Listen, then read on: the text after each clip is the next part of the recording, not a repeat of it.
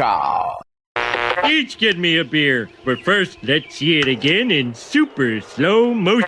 A sentence, which is easier to do when you're actually talking to somebody else. Hi, it's Ken, Ray, host of macOS Can Live, and guider of the conversation on In a Few Minutes, which usually involves one more person than it involves today, or several people fewer.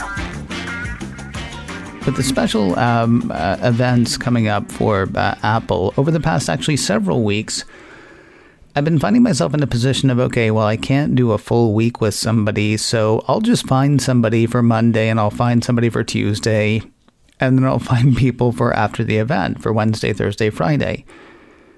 And somewhere along the way, I keep forgetting to find somebody for the Monday and Tuesday. So, heading into tomorrow's One More Thing event, I actually pulled from the show that I did last Monday for macOS Can Live. Now, I know a lot of you haven't listened to macOS Can Live because I can see the numbers, and there are more people downloading this, and I assume listening to this, than currently participating in macOS Can Live. So for people who actually do listen to both, I apologize. This is both repetitive and redundant. For people who don't listen to both, though, here's a taste of what happens on macOS Can Live. Really quickly, I said there's usually one more person here. There are several people who actually hang out for the live show for macOS Can Live. So if you get a chance, stop by sometime. Monday through Friday, 3:30 p.m. Pacific, 6:30 Eastern, other times, other places. We would love to have you join in. In the meantime, here are some thoughts as we head towards tomorrow's One More Thing event. And hopefully here tomorrow, we'll have at least one more person.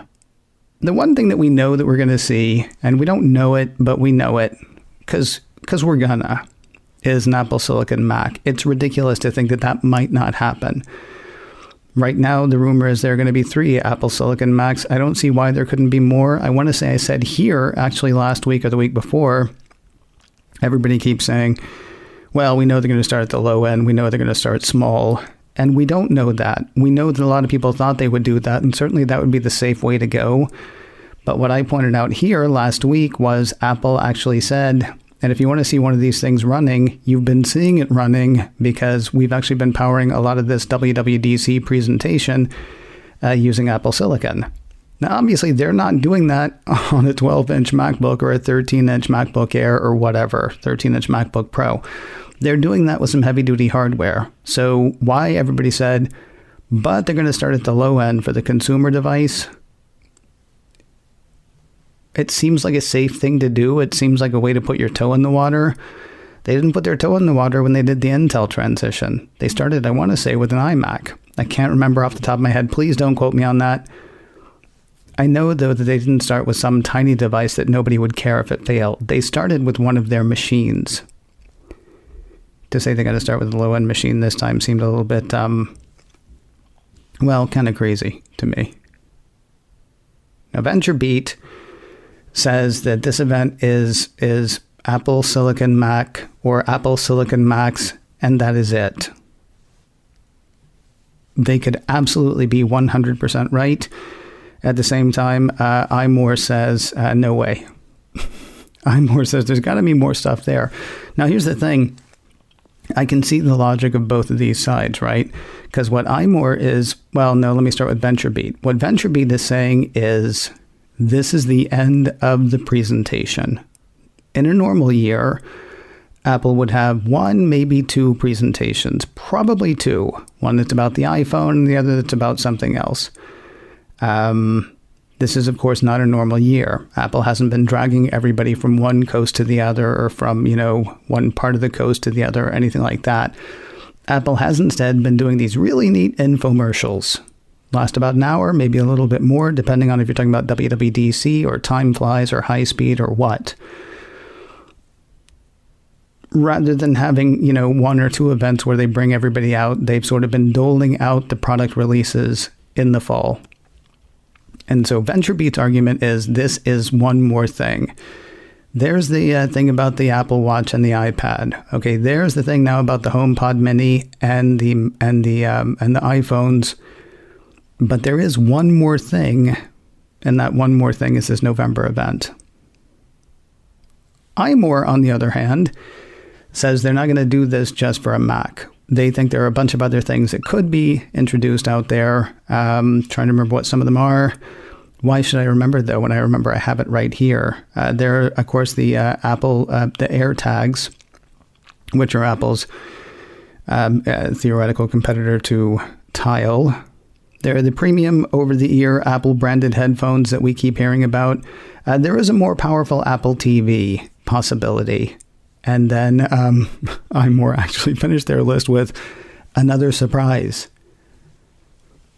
It's kind of catch-all, really. Could be anything, is practically what they're saying at the end there. And God love them, they're right. Probably not going to be a TV, probably not going to be AR glasses. Otherwise, though, it could be anything. I like the idea of it being an Apple TV for a couple of reasons.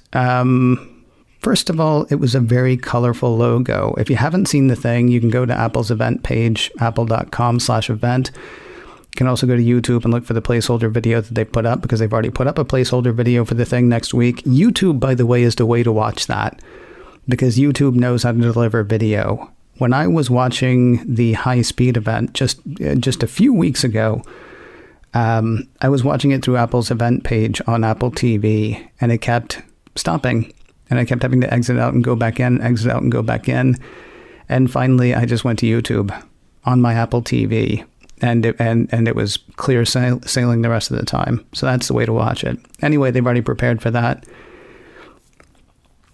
The art honestly reminded me of the Peacock logo from NBC. Now, of course, they're not doing anything with NBC because Peacock is Peacock and whatever. And it's not so much like it that that's what you automatically think of.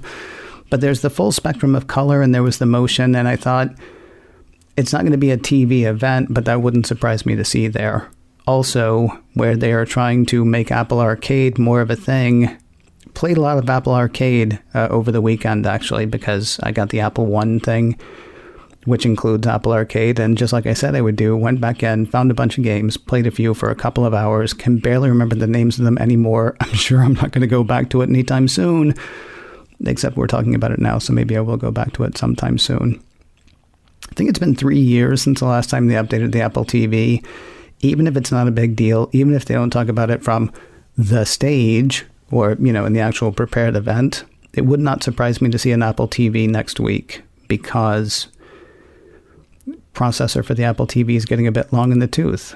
And if you want that to be a thing that people actually go to play games, and by the way, for me, it was fine.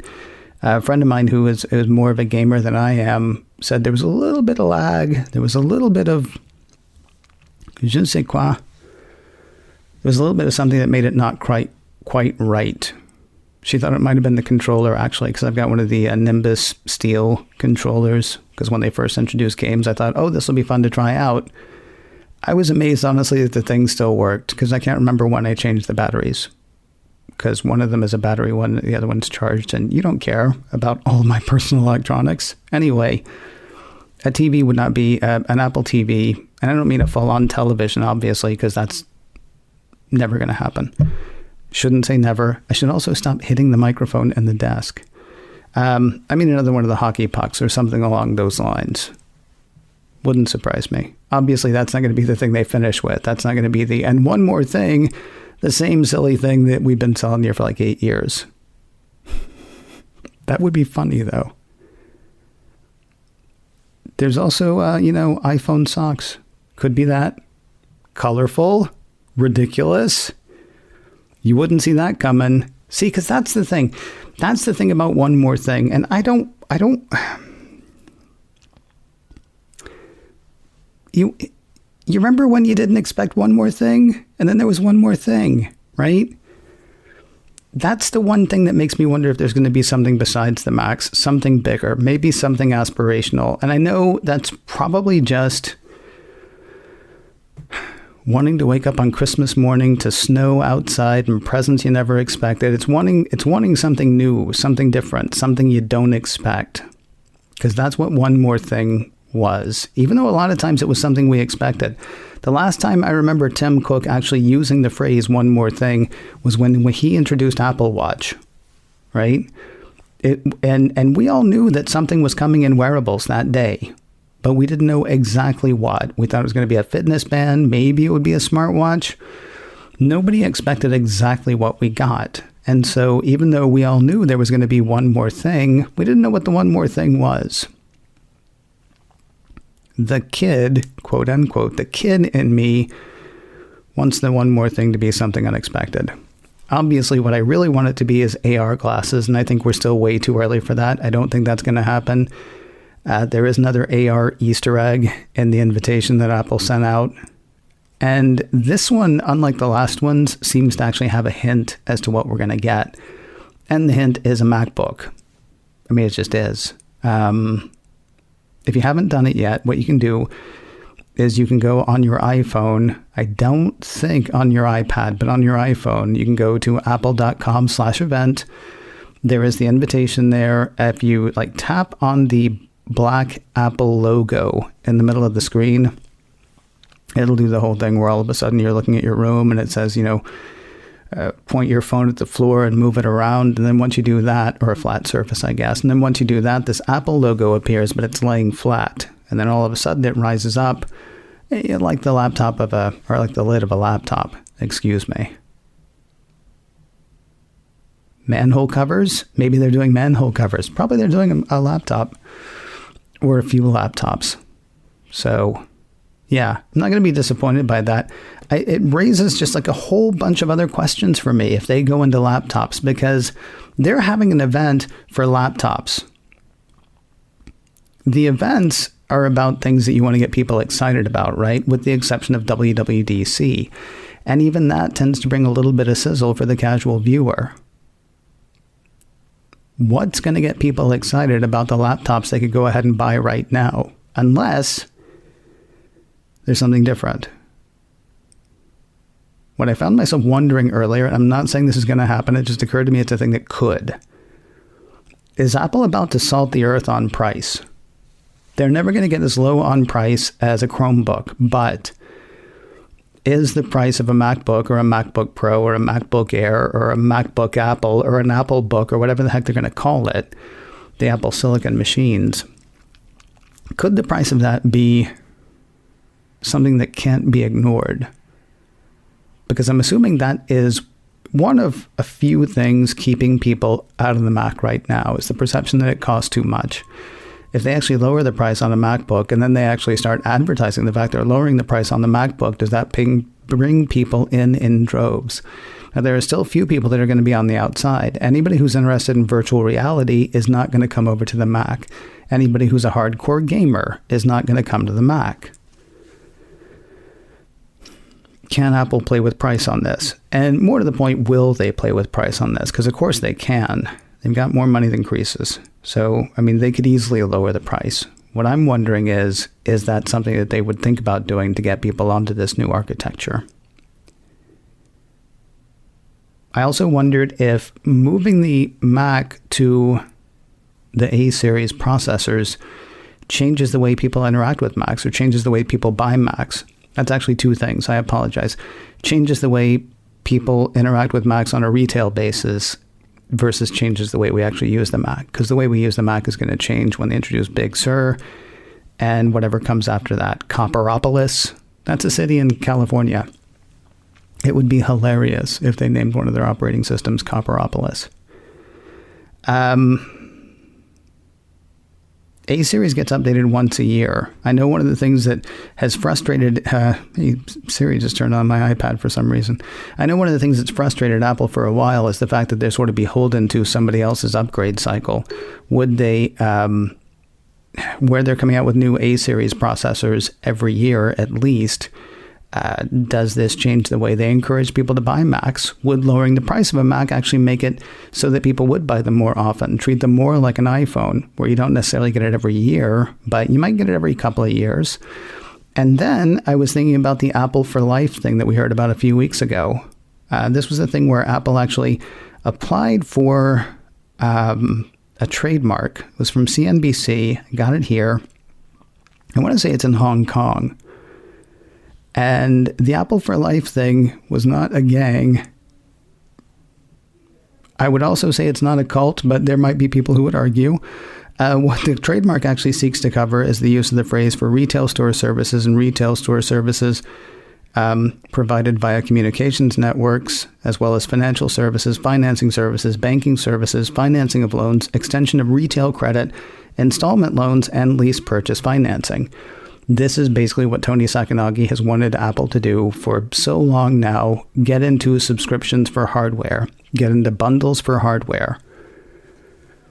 Does an A series based Mac, so something that's going to be updated every year, but nobody's going to want to spend $1,500, $2,000 every year, or even every other year on a new Mac, would you spend $50 a month to rent it? I hate that idea. I think it's a horrible idea. I could see businesses definitely going for it, and eventually I could see consumers going for it too, because eventually you'll come to a place of like, but I just spent $4,000 3 years ago. These are all things that are just kicking around the head. I don't think any of those things are going to be announced next week. What's going to be announced next week is a Silicon Mac. Speaking of when and where, of course, nobody's going anywhere for this event. It's happening online. So you can go to the events page of Apple, apple.com/event. You can go to YouTube. I feel certain there will be podcasts. There will be live things. We'll talk about it that afternoon right here, wherever you're getting this right now, live on YouTube or on the audio podcast. And of course, I'll cover it on Mac OS Ken. Don't go to Cupertino for this because nobody's going to be there. Tim Cook's going to be, beer in one hand, bowl of Fritos in the other, feet up, watching it on his Apple TV. I love that image.